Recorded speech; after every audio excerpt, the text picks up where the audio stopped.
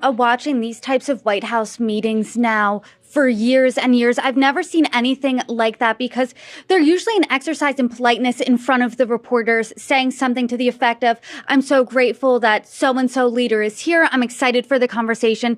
Then the tougher conversations are behind closed doors, away from the press. That's not what we saw on Friday. In fact, in my reporting, I've never seen President Trump so angry.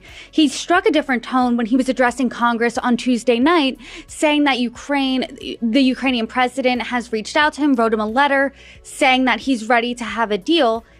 But the United States did pause military aid to Ukraine this week. So let's say there is a deal struck. Does that China think differently about being emboldened to invade Taiwan, or even being more emboldened, rather? Yeah, I think that we see China, which believes it now has an opening because the United States is not on the same page with its allies and friends and partners. Also, you got to go back to the day that Kabul fell. Taiwan was in the minds of the Chinese leaders that day because we saw Chinese propaganda say that when China attacked Taiwan, they didn't say if, by the way, they said when, Taiwan would fall within hours and the United States would not come to help because the United States failed in Afghanistan.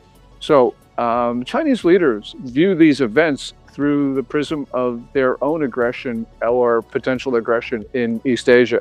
And that's why we've got to be extremely concerned at a point where the world is just so fragile. We just don't know what's going to happen. We have China and Russia working very closely together. We have China and Iran working together. This is a situation we haven't seen in our lifetimes. And these are the types of situations that history can remember, and remember because of the worst outcomes that resulted. That's really alarming, and I am interested to see what plays out from that White House meeting when we look back at future events, if we can pinpoint that White House meeting to being the starter to them all. I know that you said China said when, not if, and I think that's really important. So do you agree? Do you think it's a matter of when and not if China invades Taiwan? And what specifically are you looking out for next? Yeah. At the moment, I don't think that China would launch hostilities with an invasion of the main island of Taiwan. And the reason, Brittany, is because to do that, China would need a combined air, land, sea operation. That means Xi Jinping has to give some general or admiral almost complete control over the entire Chinese military.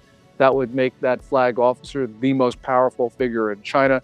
Xi Jinping, on his best days, wouldn't do that. He's certainly not going to do it now, where we see propaganda from the military organs very much challenging Xi Jinping.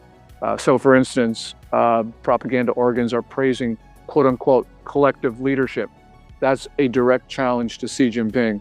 So, although the Chinese military can engage in low-level provocations, as it has, for instance, against Australia in the last week, I don't think it's unified enough to actually invade Taiwan's main island. So, at least for the moment, I believe that's off the table. But that's not to say that Taiwan won't get involved in a war, because if it